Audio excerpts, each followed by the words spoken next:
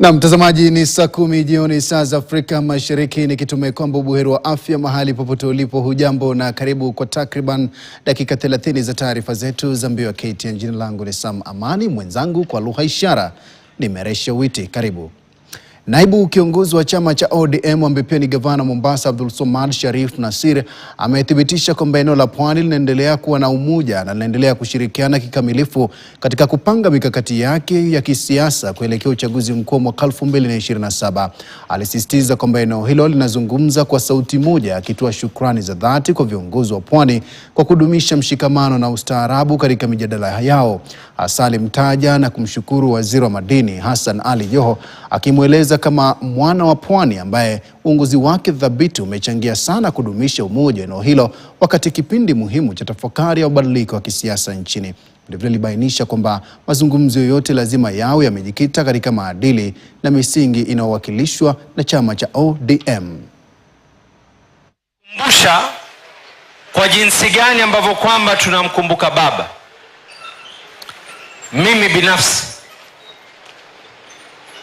nakumbuka vikao baba akikaa na sisi, kwa wale wakati mmoja walikuwa wakimwita ya kuwa huyu anatoa hadithi, lakini leo hadithi zile zinatufunza sisi.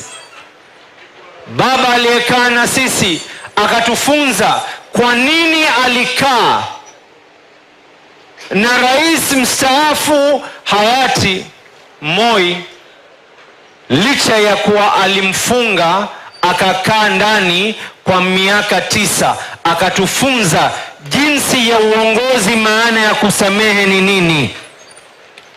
Akatufunza ya kwa nchi inakuja kwanza kabla binadamu binafsi.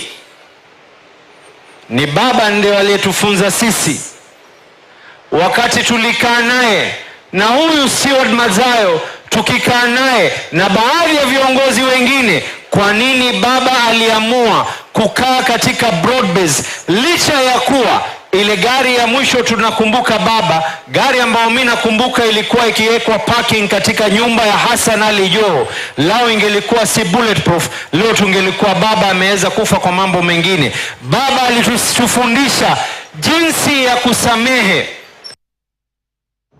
Naam, kwingineko ni kwamba polisi wanachunguza mauaji ya msichana mwenye umri wa miaka